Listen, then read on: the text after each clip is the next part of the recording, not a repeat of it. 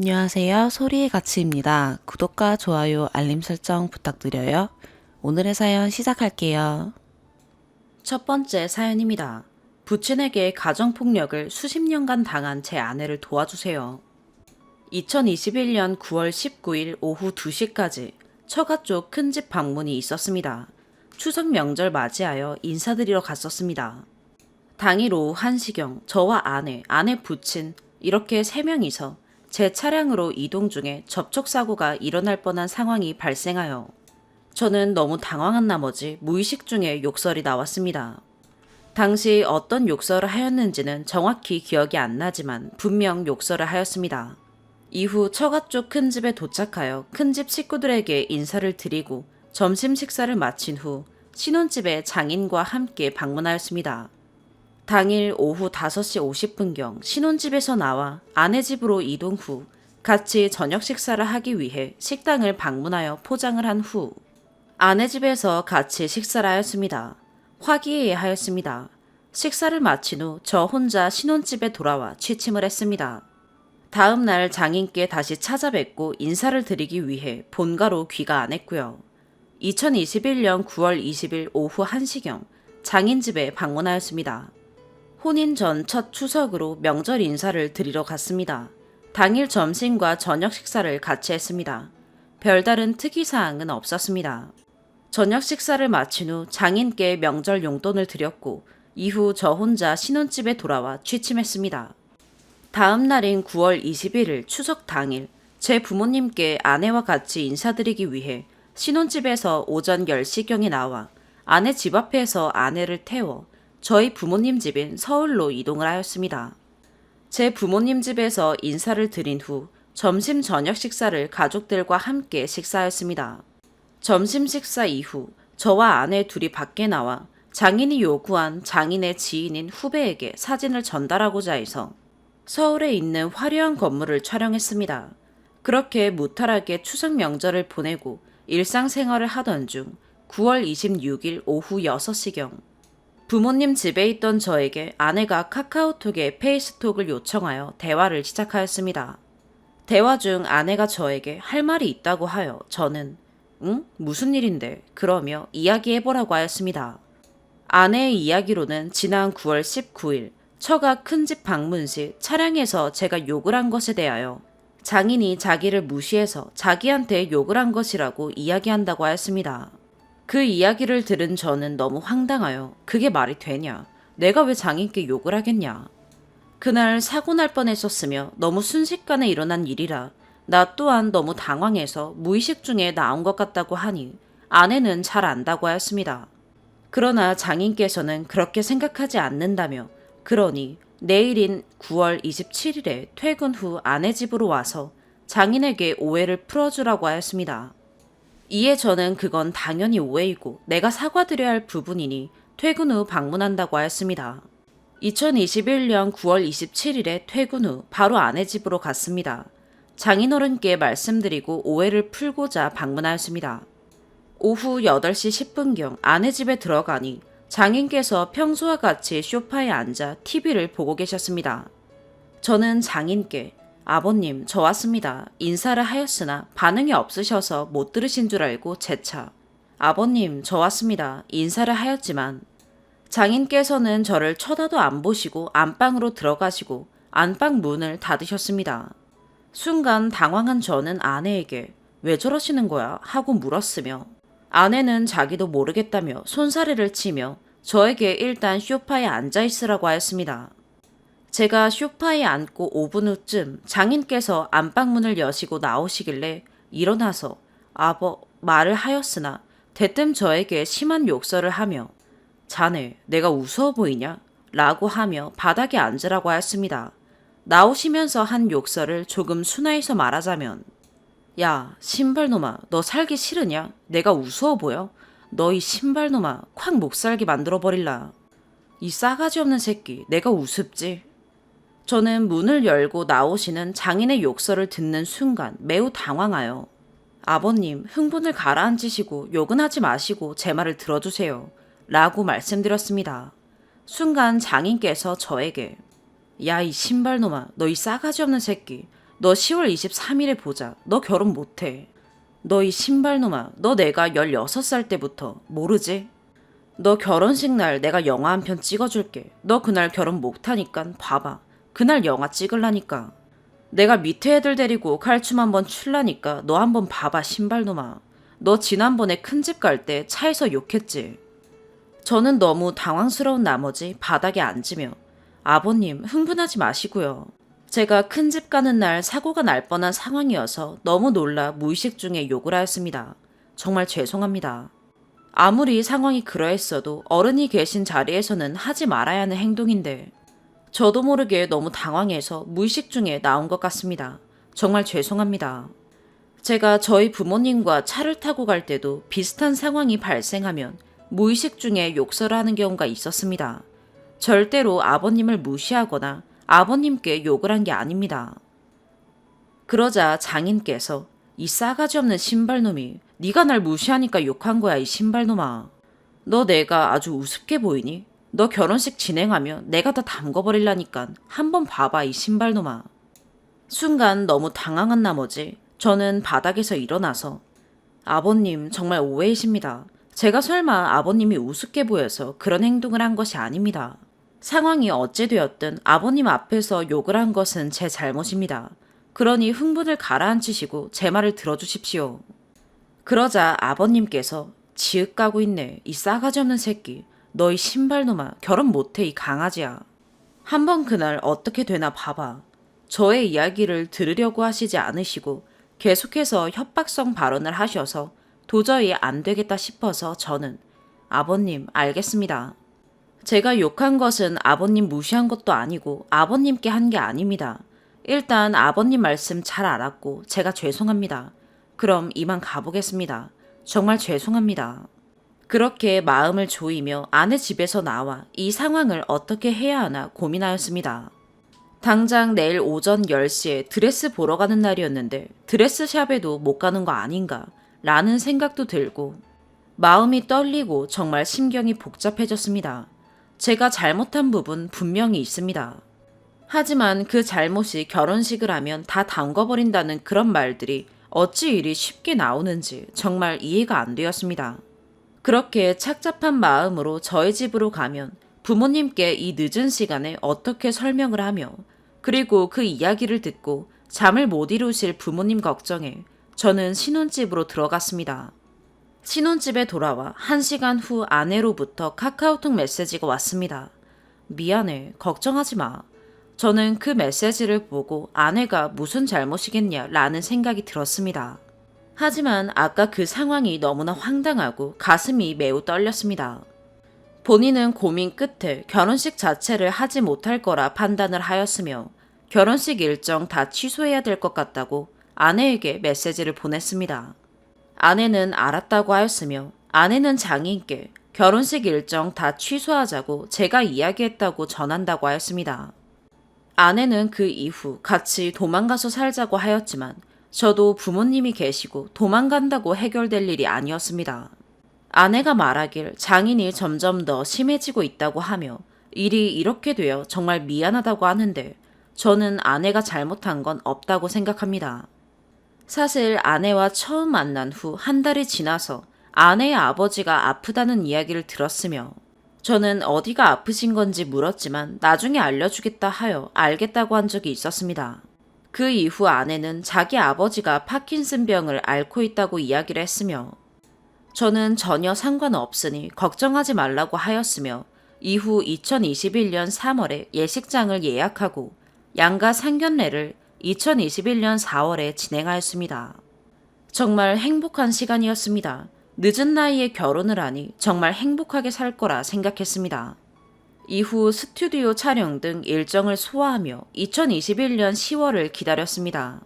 중간에 아내에게서 아버지가 우울증 약을 20년간 복용하고 있다는 이야기도 그리고 장인과 같이 식사할 때 장인이 소시적에 조폭관리 대상자 명단에 올라 수배되어 삼청 교육대에 다녀왔다는 이야기를 들었을 때도 별 문제가 없을 거라 생각했습니다.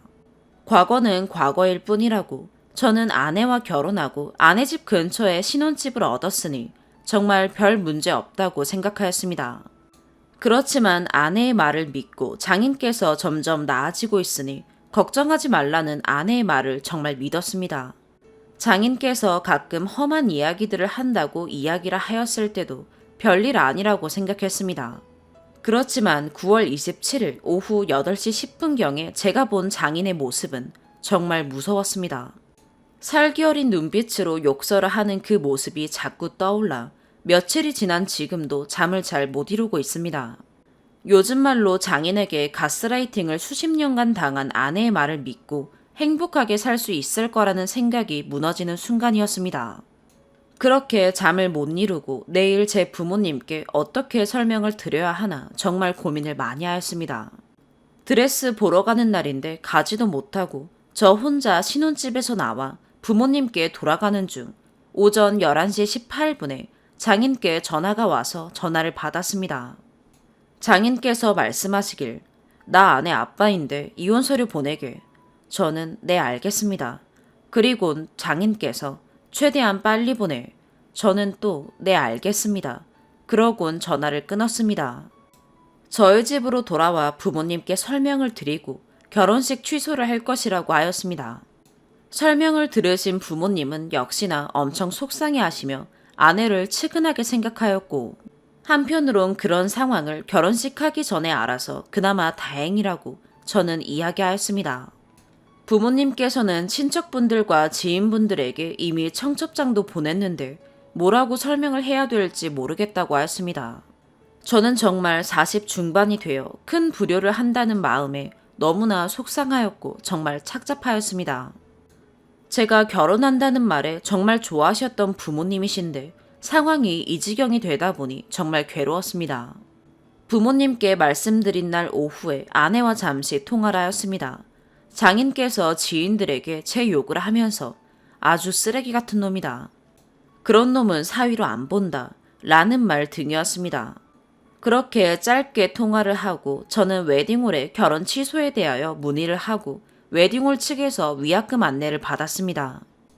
정말 이게 무슨 일인지 너무나 참담한 순간이었습니다.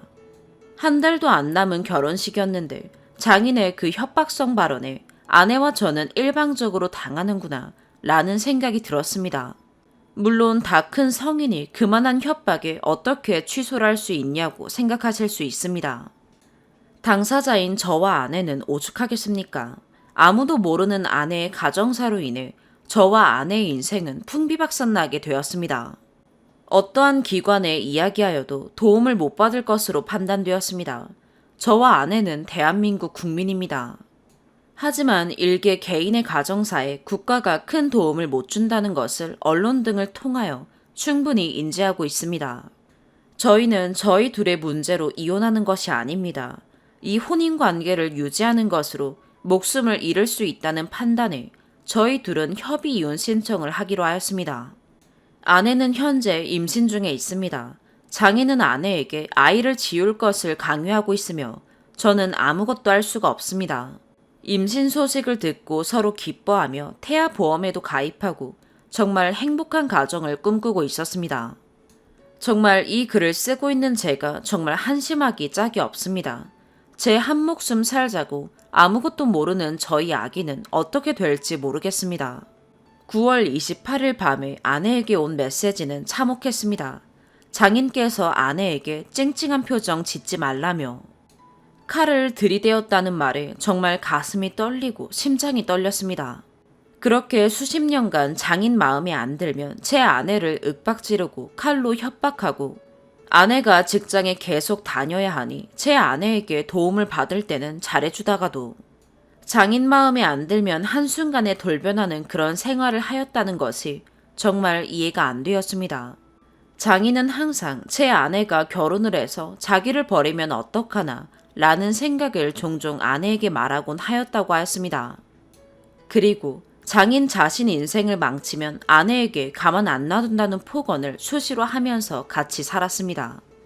저와 아내는 당연히 그럴 일 없을 것이라고 말하였고 장인은 저에게도 비슷한 말들을 하였습니다. 그럼 저는 당연히 말도 안 되시는 걱정이십니다. 걱정하지 마십시오. 장인 집에서 차로 10분 거리에 신혼집이 있고 직장이 서울인 저는 밤 9시쯤에 집에 들어오니 일찍 퇴근하는 아내가 저녁 때 항상 와서 돌봐줄 것입니다. 라며 호언장담하였습니다. 회사에서 저녁을 먹고 오니 아내가 크게 신경 쓸 것이 없으니 걱정 안 하셔도 될 것이라 했습니다. 저의 아내는 현재 너무나도 장인과 함께 살고 있는 것을 두려워하며 떨리는 시간들을 보내고 있습니다. 아내는 장인이 칼을 들 때 경찰에 신고하는 것도 못하였습니다. 그 이유는 신고를 해봤자 금방 다시 장인이 돌아와 왜 신고를 했냐고 정말 자기를 해할 것이라고 생각하고 있습니다.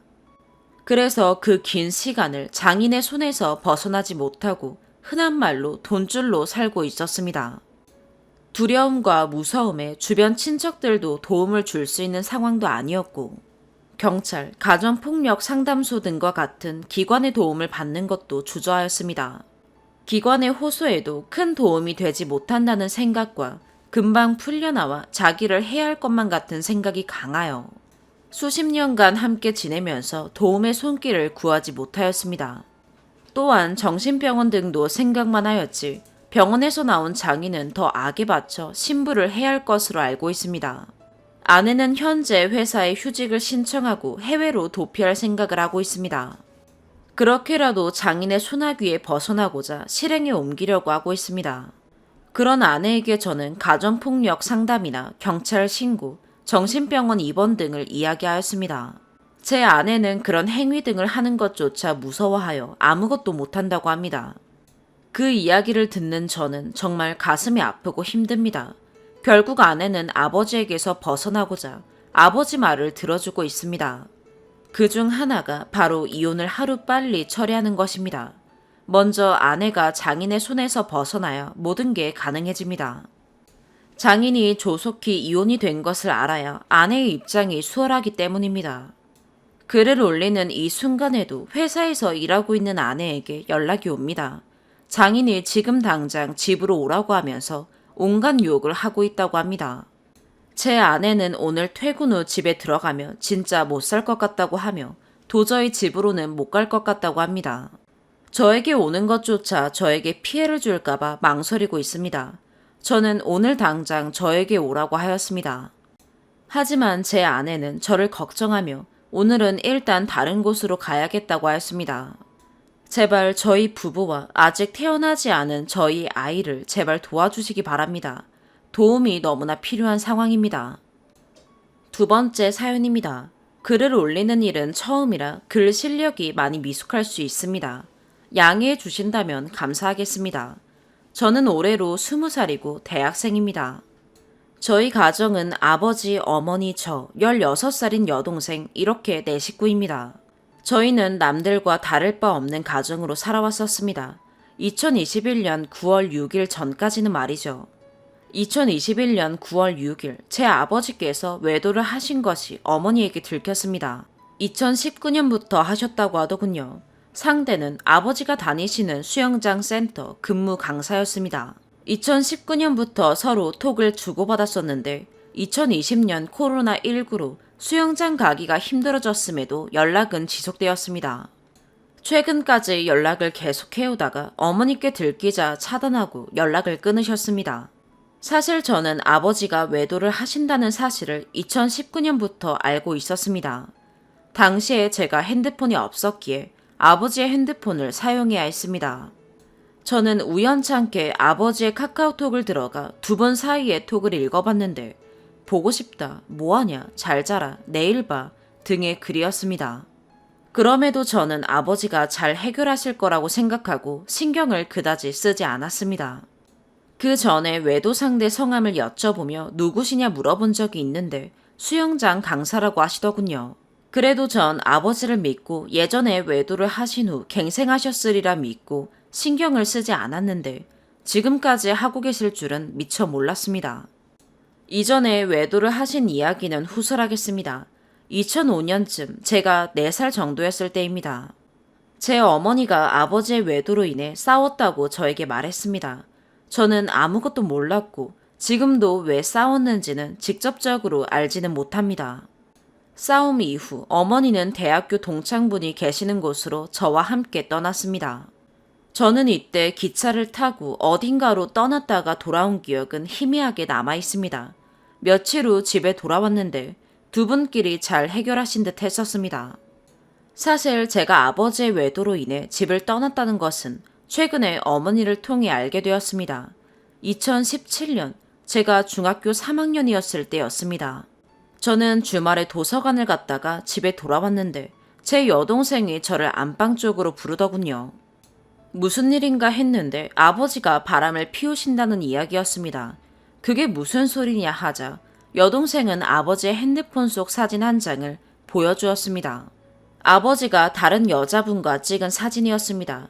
여동생이 아버지의 핸드폰을 사용하던 도중 갤러리에서 발견했다고 합니다. 저는 처음에는 사진 한 장으로 바람이라고 단정할 수는 없다고 생각하였었는데 며칠 전부터 아버지가 늦게 집에 들어오셔서 의심을 하였습니다. 결국 저희는 어머니께 이 사실을 말하였고 어머니는 바람이다라며 아버지에게 소리를 지르시며 욕을 하셨고 뺨까지 때리셨습니다. 이에 아버지께서는 직장 동료 여직원일 뿐이다. 내 핸드폰으로 같이 사진을 찍고 싶어 하길래 찍어준 것이다. 라고 하였습니다. 저는 이때까지 어머니가 저렇게까지 화를 낼 일인가 하였는데 이전에 외도했던 전적이 있길래 그랬지 않았나 생각해봅니다. 2021년 9월 6일 이후로 어머니의 외출이 잦아졌습니다. 저는 요즘 어디를 그렇게 가시냐 여쭤보았는데 교회 친구 집사님을 뵙는다 하시더군요. 아버지께서도 6시에서 7시 사이에 보통 퇴근하셨는데 9시에서 10시쯤 퇴근하시는 일이 많아졌습니다. 게다가 두 분 사이의 대화도 저희가 있을 때는 하지 않았습니다. 저는 무슨 일이 있냐고 여쭤봤지만 부모님께선 우리끼리 마찰이 조금 있었다. 해결되면 그때 알려주겠다. 라고 하시면서 무슨 일인지 꽁꽁 싸매셨습니다. 그러던 9월 23일 제 여동생이 저를 불렀습니다. 어머니는 방에 계시고 아버지는 들어오시지 않은 상태였습니다. 여동생은 자신이 부모님의 대화를 엿듣게 되었고 바람, 이혼, 보육원 등의 단어를 들었다고 했습니다.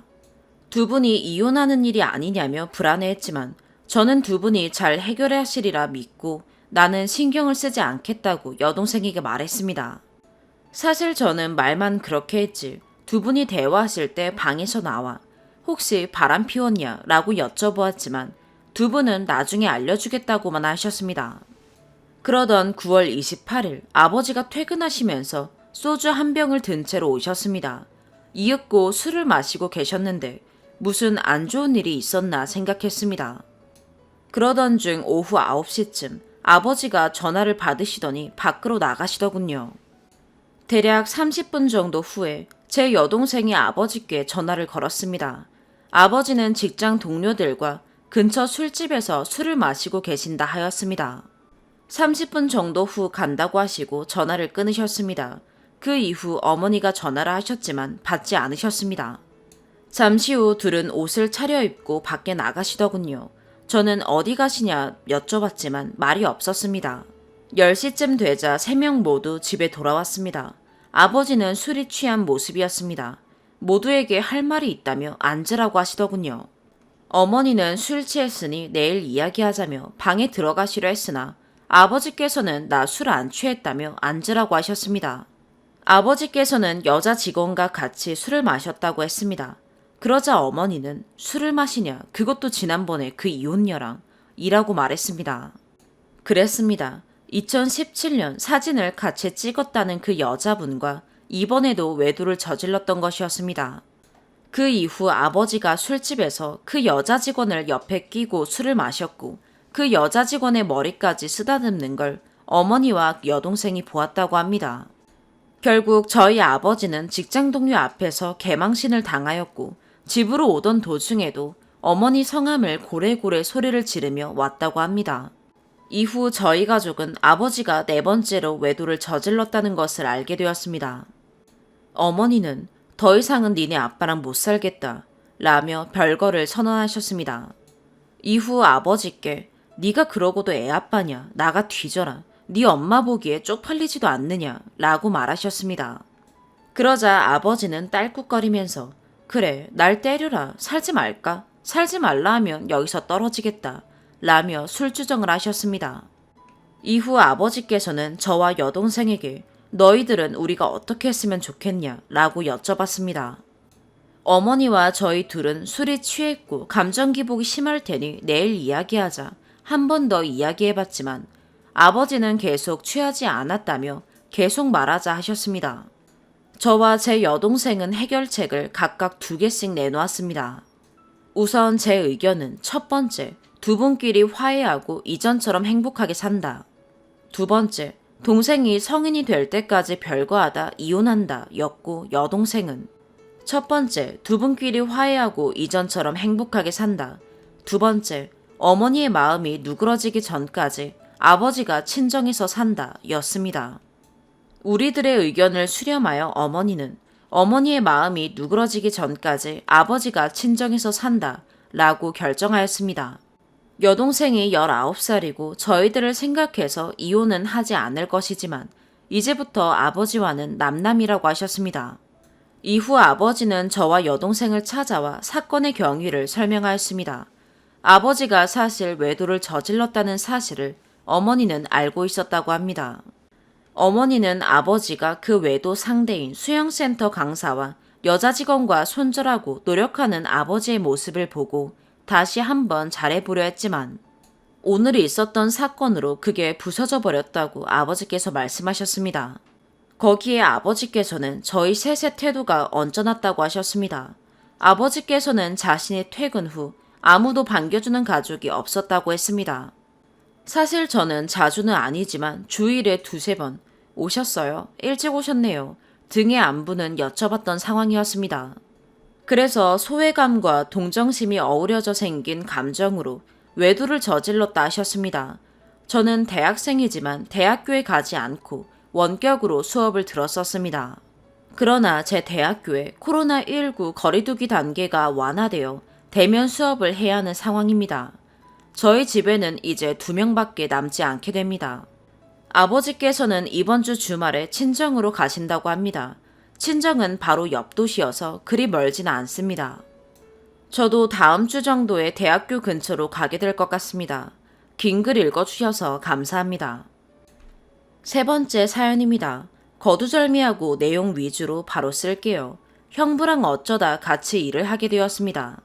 첫 번째, 저는 취준생이었고 형부가 회사 팀장한테 말해서 외주식으로 저한테 알바를 줬습니다. 회사 팀장은 원래 저도 알던 사이이고 일은 팀장에게 직접 받아서 산출물도 팀장에게 직접 줬습니다. 형부는 직접적으로 제 일에 가담하는 사람은 아닙니다. 다만 제가 처음 하는 일이었고 형부가 그 일의 담당자였기에 조언, 첨언 등을 해주었습니다. 거기까진 문제가 없었는데 어느 순간부터 이런 조언이 가스라이팅 비슷하게 변해갔습니다. 예를 들면 너는 아직은 생각하는 게 어리구나. 많이 배워야겠다. 우리 쓰니가 똑똑한 줄 알았더니 아직은 더 공부해야겠네. 등등 챙겨주는 척하면서 사람을 살살 긁는 말을 자꾸 했습니다. 어느 순간 산출물에 대한 지적도 하기 시작했는데 2017년을 17년으로 쓰지 않아서 지적, 컬러톤이 본인이 사용하는 톤보다 밝아서 지적 등 내용에 대한 충고보다는 지적을 위한 충고가 많아지기 시작했습니다. 그리고 일에 대한 핀잔이 어느 순간 제 인생에 대한 핀잔으로 바뀌어서 일을 그런 식으로 하는 걸 보니 왜 취업이 늦는지 이제 알겠다. 하지만 걱정 마라. 내가 잘 도와주겠다. 라는 뉘앙스를 풍기는 가스라이팅으로 변해갔습니다. 이런 가스라이팅을 굳이 자꾸 만나자고 해서 커피 사 먹이면서 합니다. 밥만 먹자 해도 PTSD 올 것 같게 됩니다. 왜 굳이 돈 써가며 사람 뭉개고 우월감을 느끼는지 모르겠습니다. 그러나 일을 같이 하는 입장이어서 그냥 수긍하고 계속 당했습니다. 두 번째, 가스라이팅과 갑질은 가족 모임에서도 멈추지 않습니다. 애초에 제 일의 직접적인 담당자도 아니었으나 결과물에 대해 굳이 중간 점검해가며 관리하던 것처럼 집에서도 똑같은 행동을 합니다. 제 방의 청소 상태, 소비 습관, 취업 준비, 효도 등 하나하나 지적질해가며 부모님 앞에서도 제가 쓴이랑 일을 같이 해보니 알겠다. 아직은 부족한 점이 많지만 제가 잘 가르치겠다. 쓰니는 다 좋은데 이런 것만 개선하면 될 것 같다. 등에 듣는 사람 신경 긁는 개소리를 부모님께 시전합니다. 그 뒤로 부모님은 제가 취업하기에 스펙이 너무 모자라다고 생각되었는지 저를 보기만 하면 공부하려고 폭풍 잔소리를 하십니다. 그러다 보니 부모님과 싸우는 횟수가 늘어났습니다. 세 번째, 저는 공기업 취준 중이었습니다. 애초에 가르쳐 준 건 도움도 안 될 뿐더러 예를 들면 토익 더 올려라, 한국사 따라 등에 입 있으면 다 할 수 있는 충고질이었습니다. 눈이 높으니 눈을 낮춰라. 그런 식으로 해서는 안 된다. 간절함이 없어 보인다. 라는 소리도 들었습니다. 그런 수모를 겪었지만 긁어부스럼 만들기 싫었고 싸워봤자 저만 피곤한 걸 알았기에 꾸역꾸역 참고 일도 그만두고 취업 준비만 했습니다. 그리고 그 뒤로 거의 연을 끊다시피 했습니다.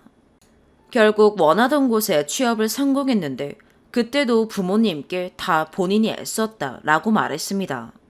저한테는 축하한다는 연락 한 통 없었는데 부모님 찾아가서 저렇게 말했다고 합니다. 매우 화가 났지만 이미 연 끊은 거 애써 무시하고 지냈습니다. 물론 부모님껜 그건 전혀 사실이 아니다 라고 말했지만 형부는 아직도 저의 취업은 본인의 공이 크다고 생각합니다. 무슨 공이 있는지는 아무도 모릅니다. 본인의 충고가 저한테 피가 되고 살이 됐다고 생각한 듯 싶네요. 다섯 번째, 이런 상황에서 우연찮게 이번 연도 사업을 형부네 회사랑 함께하게 되었습니다. 저희 회사가 사업 주최기관이고 형부네 회사가 참여기관인데 이것저것 궁금한 게 많나 봅니다. 뻔뻔하게 아무렇지 않은 듯이 전화와서 정보를 물어보네요. 위에서 말했듯이 입사했을 때 축하했다고 연락 한 통 못 받았습니다. 그 뒤로도 먼저 연락 한 통 없었는데 사업 소식 뜨고 연락이 왔습니다. 공기업 못 간다고 무시할 땐 언제고 이제 와서 손 벌리길래 난 아는 게 없다고 말했습니다. 솔직히 어이없어서 좀 쌀쌀맞게 말했습니다. 그랬더니 본인도 자존심 때문인지 아쉬울 것 없다는 식으로 끊었습니다. 여섯 번째, 알고 보니 형부 입장에서 꽤 중요한 사업이었는지 언니한테 연락이 왔습니다. 형부가 너한테 해준 게 얼만데 그거 하나 못 알아봐 주냐고 적어도 알아보는 신용은 해야 하지 않냐고 합니다. 애초에 내가 알려주기 싫었던 것도 있지만 당연히 알려주어서는 안 되는 정보였습니다. 언니한텐 난 정말 아는 게 없다고 말했고 사실 형부가 나한테 뭘 도움 줬는지 모르겠다고 했더니 언니는 저보고 고마운 줄도 모른다고 합니다. 전 왜 제가 이런 소리를 들어야 하는지 모르겠습니다. 현재 이런 상황입니다. 언니와는 사이좋게 지내왔는데 형부 때문에 언니 보기도 껄끄럽게 되었어요. 제가 봤을 땐 그냥 남한테 지적질하는 거 좋아하는 사람인데 하필 제가 타깃이 되었다는 생각밖에 안 들어요. 대학 4학년 때부터 취준 기간 내내 전 계속 저런 가스라이팅을 당해왔는데 제가 배은망덕한 사람이 된 이 상황이 너무 어이없어요.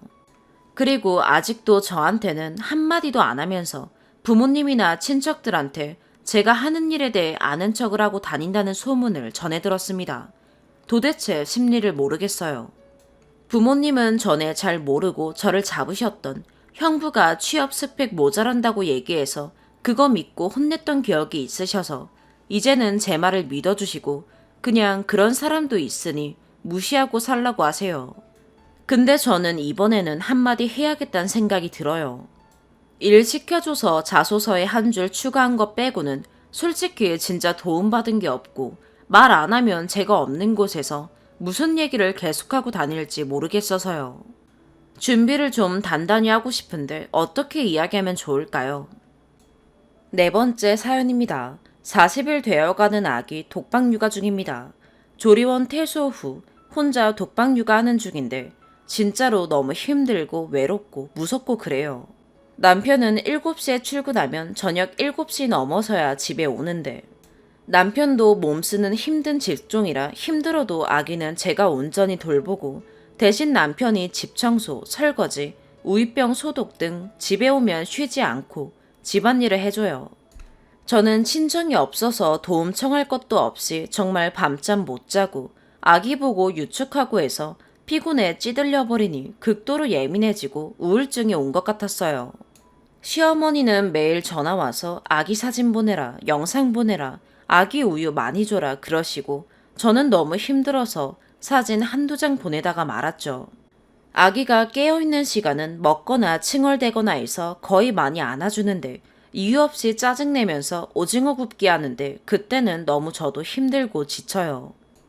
기저귀나 수유, 잠투정 등으로 짜증내거나 울면서 오징어 굽기 하면 대처가 가능한데 간혹 이유 없이 울거나 오징어를 짜증내면서 구울 땐 저도 울고 싶고 심지어는 도망가고 싶어요. 이번 연휴 때 어머니가 잠깐 저희 집에 오셨는데 그때는 아기가 잠만 잤고 어머니는 아기가 순해서 편하겠다고 했어요. 어머니 가시고 남편한테 나 미친 듯이 힘들다고 아기 신경 안 쓰고 4시간만 푹 자고 싶다고 했는데 자기가 집안일 다 하는데 그깟 애기 하나 못 보냐고 하네요. 제가 얼마나 힘든지 아냐고 울먹울먹 하니까 남들도 다 하고 연년생도 다 키우는데 그러냐고 하대요.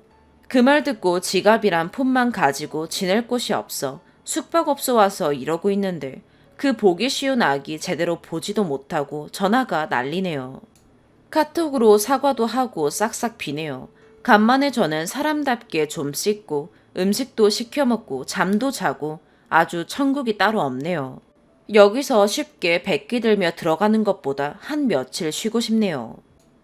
추가. 글 쓰고 정신없어서 잊고 있다 들어오니 너무 위로되는 댓글들 몇 번씩 읽으며 울었네요. 공감해주시고 위로해주셔서 크게 위안이 되고 나 혼자만 힘든 게 아니었구나. 아기 키우시는 엄마들 글 보면서 동지에도 느끼고 마음을 다잡을 수 있었네요. 감사합니다. 하루 숙박업소에 있었지만 아기가 너무 보고 싶기도 했고 음식을 먹으면 아시죠?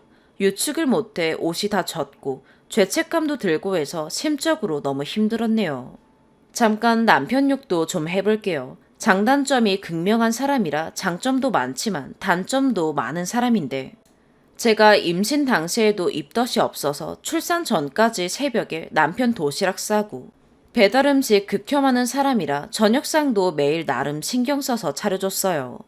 너무 힘든 날이 있었는데 그때 저녁 부실하게 차려줬었는데 남편 하는 말이 아직도 잊혀지지 않네요.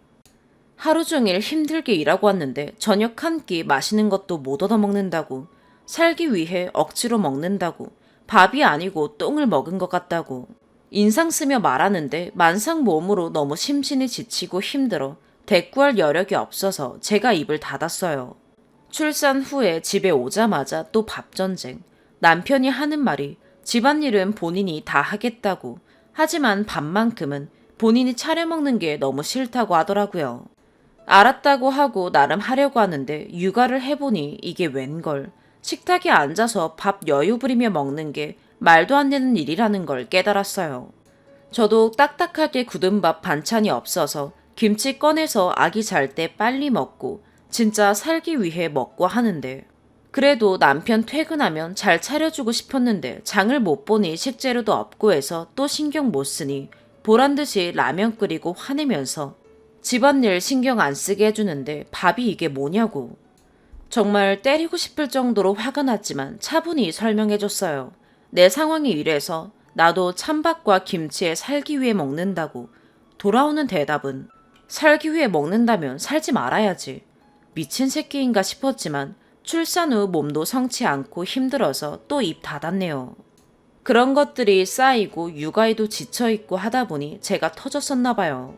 남편이랑 아직 밥 문제는 조율을 못 봤지만 육아에 적극 동참하겠다고 주말에 외출도 하라고 하네요. 앞으로 넘어야 할 산이 너무 많지만 아기 위해서 또 열심히 육아를 해야겠네요. 제가 결혼 전에는 노는 것 하면 거의 1인자였고 술도 굉장히 잘 마셨고 꾸미는 것도 너무 좋아해서 항상 퀴릴에 미니 원피스 스타일 좋아했어요. 남편이 항상 불안해하며 엄청 따라다녔고 결혼할 때도 친구들이 많이 걱정했어요. 제가 결혼 생활 잘할 수 있을지 너무 걱정된다면서요. 하지만 결혼과 동시에 정말 가정에 올인했고 저를 아는 사람들은 너무 살림도 잘하고 해서 놀랬다고 많이들 그랬어요. 남편도 인정했어요. 저보고 정말 의외라고. 살림도 잘하고 알뜰하고 시댁에도 잘한다고. 저한테 고맙다고 몇 번 했었어요. 제가 불행한 가정에서 방치 속에서 성장했기에 정상적인 가정을 꾸리는 것 또한 저의 로망이었기에 더 노력하고 있고요. 결혼 전 먹던 술은 입에도 안 댄 지 오래고, 임신하고 육아하면서 얼굴에 스킨 하나도 안 바르고 그냥 저를 놓아버린 듯 그렇게 지냈는데, 그것 때문에 남편이 저를 막대하나 싶기도 하네요. 아기가 클 때까지만 나를 내려놓고 나를 갈아서 아기에게 온전히 올인하고 싶어서 그런 건데 말이죠. 주절주절했네요. 그래도 기운 내고 오늘도 육아를 해야겠어요. 위로해주시고 공감해주신 분들 너무 감사드려요. 건강과 행운이 함께하길 바랄게요. 글 읽어주셔서 감사합니다. 오늘의 사연 여기까지입니다. 구독과 좋아요, 알림 설정 부탁드려요. 시청해주셔서 감사합니다.